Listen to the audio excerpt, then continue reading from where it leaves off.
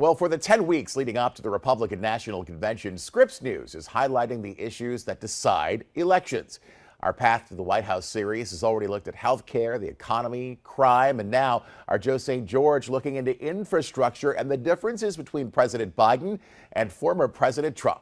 Based on the latest polling, there's a good chance that the economy, immigration, healthcare, perhaps democracy is driving your vote this year. You may not be thinking about infrastructure and railroad tracks as a major issue in 2024, but whoever wins the presidency in November will be tasked with prioritizing what the federal government invests in, whether it's high-speed rail or high-speed internet. We're going to rebuild America's crumbling infrastructure. Somewhere along the way, we stopped investing in ourselves.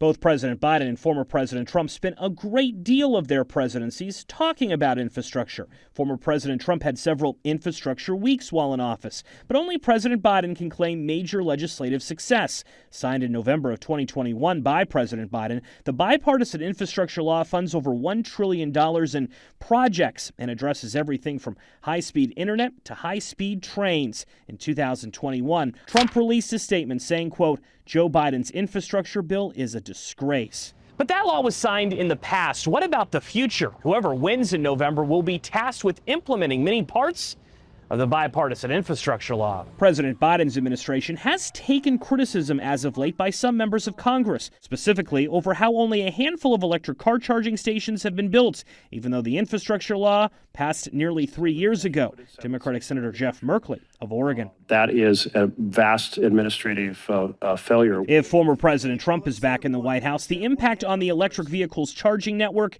would likely be even more profound. The former president has criticized electric vehicles and has vowed to roll back Biden administration plans to transition to EVs. Other challenges of implementing the infrastructure law exist too. Commissioner Brendan Carr, the senior Republican on the Federal Communications Commission, recently posted on social media. In 2021, the Biden administration got $42.45 billion from Congress to deploy high-speed internet to millions of Americans. Years later, it has not connected even one person with those funds. Whomever is elected in November will by law have to deal with implementing many parts of the infrastructure law, as well as looking at what next may be needed when it comes to the country's infrastructure. Joe St. George, Scripps News, Washington.